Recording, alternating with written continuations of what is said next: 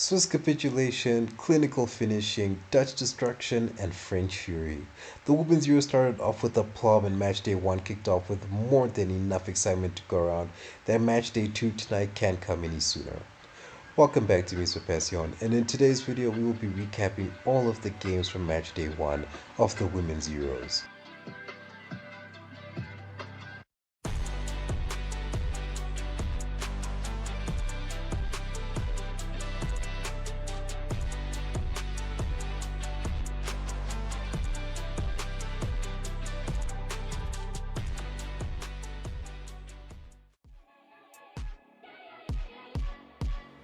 The quadrennial tournament was oddly started out by the host Switzerland, but rather Iceland, who took on Finland, and the energy was on point right away from the get-go, with an abundance of frenetic energy from both sides who tussled back and forth for domination over the ball, with it genuinely appearing as though we were going to be caught up in a ping-pong game of football, and indeed it was.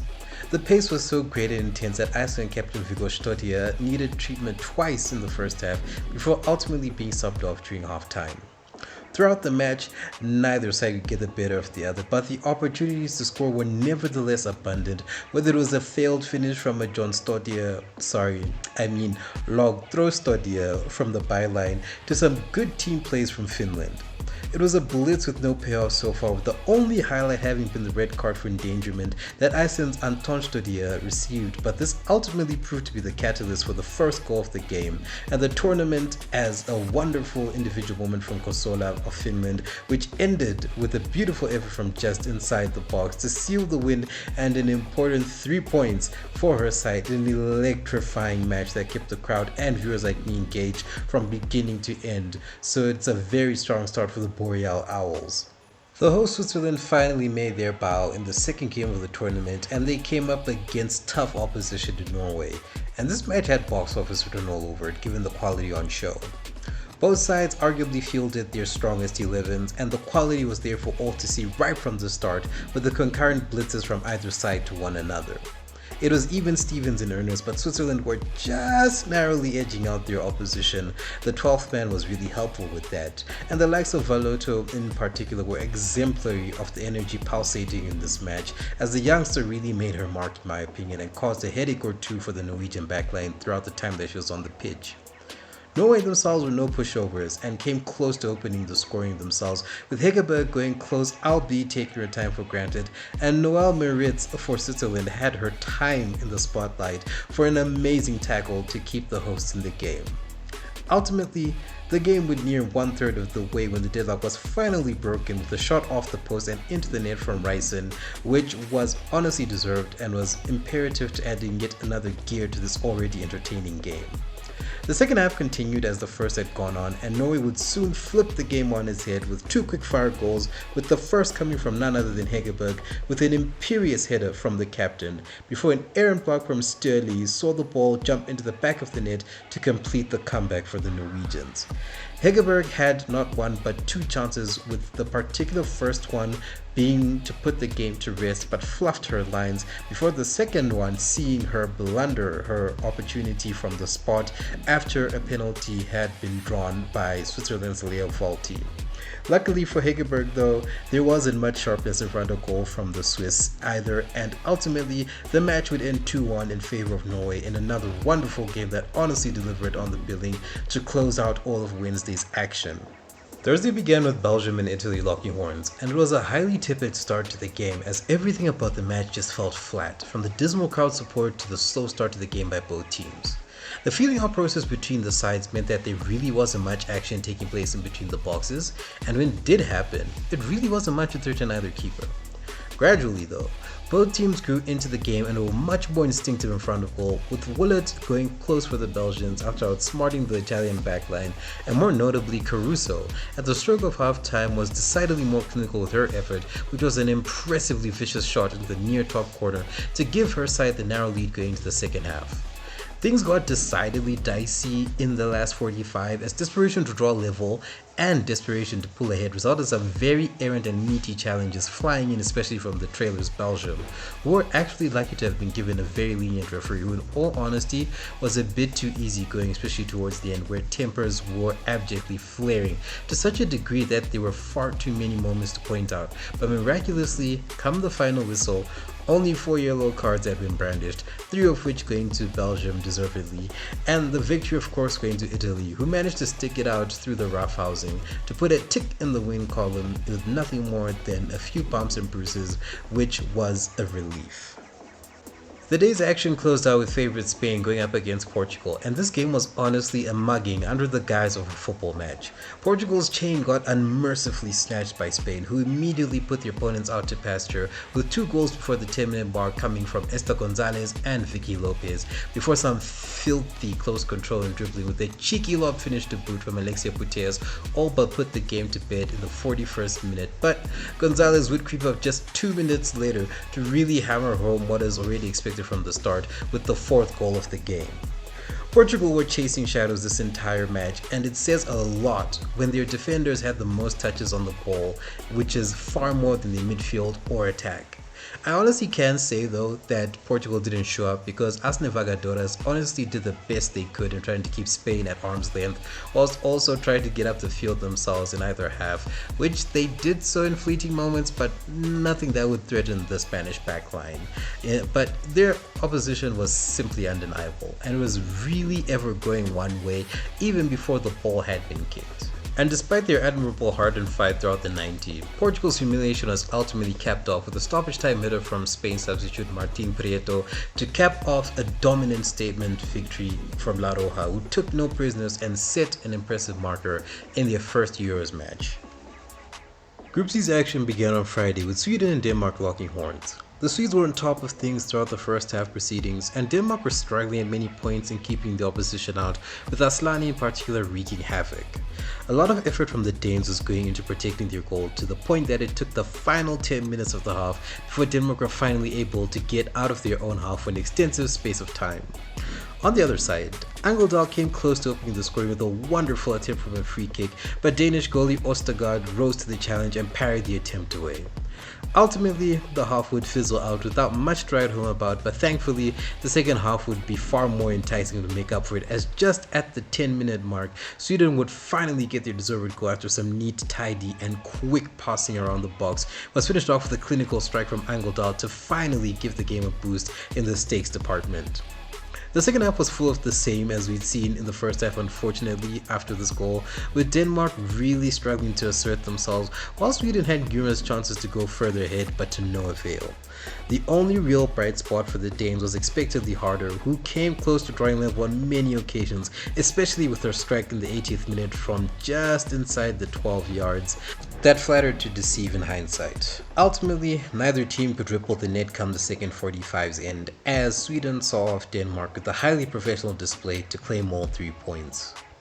An interesting encounter took place to close out the action, with Germany taking on Poland. On paper and in the ground, just about everyone was certain that Germany were going to secure victory, but the question was always going to be, how easy or hard was it going to be to come by? And by the time the final whistle was blown, I think it's fair to say it was quite a hard-fought victory, all things considered. Despite the Germans dominating across all influential metrics, the Poles gave them minimal chances to breathe and come up with something decisive, as the Eagles were pressing their opposition doggedly, to the point that not looking at the scoreline would have you thinking that they were defending a lead, which in certain moments of the first half nearly came to be. The Tom and Jerry back and forth was reaching an impressive end to the first half, but was then marred by a serious injury to Julia Gwyn after a collision with Pahor. But luckily, despite being an injury that will keep her on the shelf, it later came out that it was not an ACL injury, which is honestly a nice silver lining, all things considered. Having survived the Polish resistance in the first half, Die Mannschaft kicked things up a gear early on in the second half and finally opened the scoring with a belter outside the box from Wheeler Brown that was crisp, precise, and bedazzling. Continuing as they had started, Germany kept up the pressure and were rewarded 15 minutes later with a superb header from Schüller with an assist from none other than Brand again to get the Germans home and dry with all 3 points come the final whistle. This was a fun match to watch, and as much as the result was pretty much guaranteed from the beginning, a lot of effort and praise must go to Poland, who came into this encounter unafraid and punched well above their weight to give Germany a decent run for their money, which I think may bode well for the remaining group fixtures if they continue in a similar fashion to how they performed in this match. The action for match day 1 came to a close, starting one of the most one-sided affairs you'll see in the group stages so far, with Netherlands taking on Wales. Surprisingly and refreshingly, the Welsh put up quite the impressive start to the game with a strong defensive display that Netherlands struggled against. The Dragons kept the Dutch so far from an arm's length that it was coming down to individual brilliance from the latter to try and force something, but to no avail, despite attempts from the likes of Roord to try and force something, but it just wasn't happening. On the other end, Wales were running amok, especially on set pieces, where they generated a fair few heart-in-the-mouth moments that honestly would have caused a ruckus if any of their attempts had gone in. Unfortunately for the Welsh faithful, the noise would only be coming from the Dutch side towards the end of the first half, with an awesome and techie goal from Niedermayer to finally open the scoring with the 100th goal for her nation. Going into the second half, and it appeared as though the Welsh had given their all in the first half, as they gave away arguably two defensively cheap goals in the first 12 minutes of the second half, with Pelova and Brooks giving Netherlands a massive 3-goal cushion. The remaining 30 minutes of the game was a lesson in resilience that the Welsh had to endure, which they did for the most part, for what it's worth, especially when some of the resolve came at the mercy of the linesman, who chalked off 2 goals from Bierenstein for offside, and ultimately it would end 3-0 in the favor of the Netherlands, who made it a routine performance and win for themselves come the final whistle, whereas Wales will be looking ahead to see how they can improve upon a promising, albeit slightly disappointing performance in their next game against France. And speaking of France, Leibler rounded out the opening fixtures in another box office encounter versus England, with both teams looking for a good start to their respective campaigns. The defending champions were up against some tough competition, but they rode out the wave early on and dominated the proceedings and had even seemingly scored thanks to an Alessio Russo strike, but unfortunately it was chalked out by a hair of an offside call. This moment seemed to be the one that woke France up as they began to hammer it down on the Lionesses, particularly out wide where Bacha and Karchaoui were having fun, especially on the counter. With the Lionesses struggling to build out in the opposition half and their defense coming under siege, France finally found their opener with a peach of a ground cross from Cascarino that was poked into the net by Katoto, and whilst the celebrations were still going on in the stands after play had restarted, the French fans were celebrating once more, with Sandy Baltimore doubling the lead just 2 minutes after the opener with a smash shot following a poor block attempt by Lucy Bronze, who overcommitted her challenge to put the tie firmly in the French's hands going into the second half. Leibler continued where they left off and kept England on their toes throughout the majority of the second half and came close to tripling their lead, with Gayoro, De Almeida amongst others getting the onus to do so, but failed to capitalize on things ultimately. On the other side of the pitch, England were chasing the game throughout and were struggling to get out of second gear, with France continuously throwing cold water on anything they attempted to light up, and Karchaoui in particular was relishing every moment she got to ruin anything England tried, to which I say, fair play to the France captain for hating the way that she did. As the game continued to wind down, French victory was looking more and more certain, but the celebrations would be delayed just a little bit thanks to a floated strike at the edge of the box from Kira Walsh in the final 6 minutes to set up a very tense end to the game. England threw the kitchen sink in earnest in the hopes of trying to draw level, but despite the attempted heroics from Toon, Russo, Agmayang and others, the defending champions couldn't find a way through and ultimately wrote their names into the wrong end of the history books by becoming the first ever holders of the Euros title to lose their opening game as they succumbed to a 2-1 defeat to France. And just a moment on Les Bleus, who were truly exceptional. Full credit must go to them and their manager for such a memorable performance in which everyone worked hard for one another, with every pass coming off crisp and clean, every tackle and duel being won for the most part, and the team pressing from start to finish was otherworldly to say the least. The French team worked their socks off and were the deserving winners on this, the final game of Matchday 1 of the Women's Euros. And before I wrap up this video, just a word on what has been a very tragic past few days in the world of football, as some major losses have been mourned, from the untimely deaths of Asghar Nazar, a youth coach for Bayern Munich of Afghani descent, Peter Rufai, former goalkeeper for the Nigeria men's national team who won the AFCON championship with his home nation, and Brian Banda, a Zimbabwean national who suffered a fate that was the same as that of none other than Diogo Jota and his brother Andre Silva. Words simply don't do justice to appreciate the gravity of all these losses, but my thoughts, prayers, and well wishes go out to their friends, families, and loved ones, as well as everyone else who is mourning the losses of these people. I honestly could not eulogize any better about any of the departed than what has already been put out on social media, in the streets, and even at the Women's Euros, where moments of silence and emotional dedications were there for all to see. And as many people have said, as much as the physical body is no longer with us, as long as they are alive and well in our memories as a collective, then they are never truly gone. May their souls rest in peace, and thank you very much for watching. I'll see you in the next one.